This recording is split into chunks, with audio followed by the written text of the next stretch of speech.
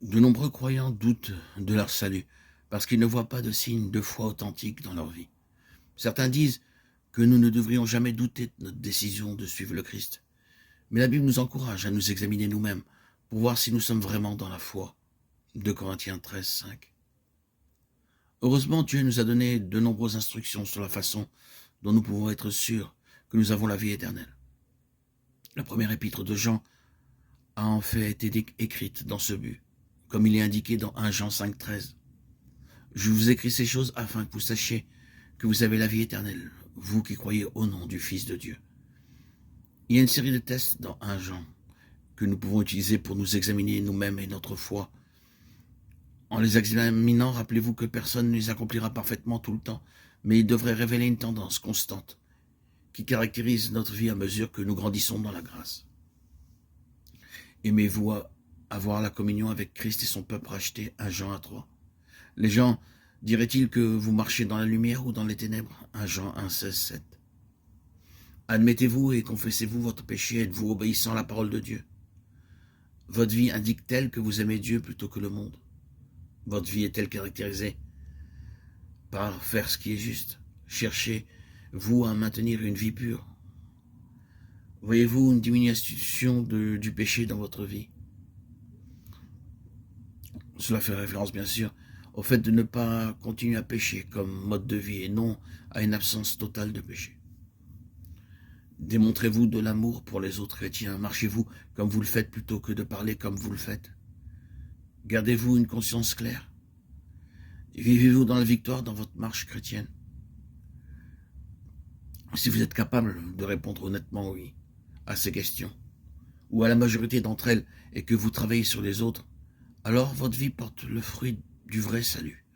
Jésus a dit que c'est par notre fruit que nous sommes reconnus comme ses disciples. Matthieu 7, 20. Les branches stériles, les croyants professants qui ne manifestent pas le fruit de l'esprit, sont coupés, jetés au feu. Jean 15, 6. Une foi authentique est celle qui croit non seulement en Dieu, les démons eux-mêmes le font, Jacques 2, 19, mais qui conduit à la confession ouverte du péché, à l'obéissance au commandement du Christ. Rappelez-vous que nous sommes sauvés par grâce au moyen de la foi, et non par nos œuvres. Ephésiens 2, 8, 9. Mais nos œuvres devraient montrer la réalité de notre salut. Une foi salvatrice authentique produira toujours des œuvres. Une foi perpétuellement sans œuvre n'est pas une foi du tout et ne sauve personne. Jacques 2, 17, 18.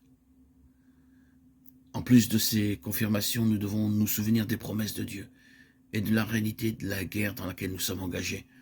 Satan est tout aussi réel que Jésus-Christ. Il est un ennemi redoutable de nos âmes. Lorsque nous nous tournons vers Christ, Satan cherchera toutes les occasions de nous tromper, de nous vaincre. Il essaiera de nous convaincre que nous sommes des échecs indignes ou que Dieu nous a abandonnés. Lorsque nous sommes en Christ, nous avons l'assurance que nous sommes gardés par lui. Jésus lui-même a prié pour nous, dans Jean 17, 11, que le Père les protégerait par la puissance de ton nom, le nom que tu m'as donné, afin qu'ils soient un comme nous sommes un.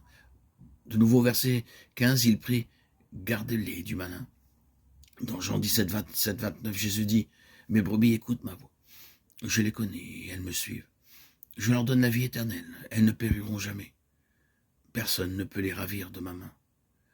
Mon Père qui me les a donnés est plus grand que tous. Personne ne peut les ravir de la main de mon Père.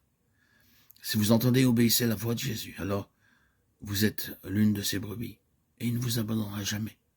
Jésus a donné ici une merveilleuse image verbale de chrétiens solidement tenus dans ses mains aimantes et des mains toutes puissantes du Père qui s'enroule autour des siennes, nous donnant une double assurance de sécurité éternelle.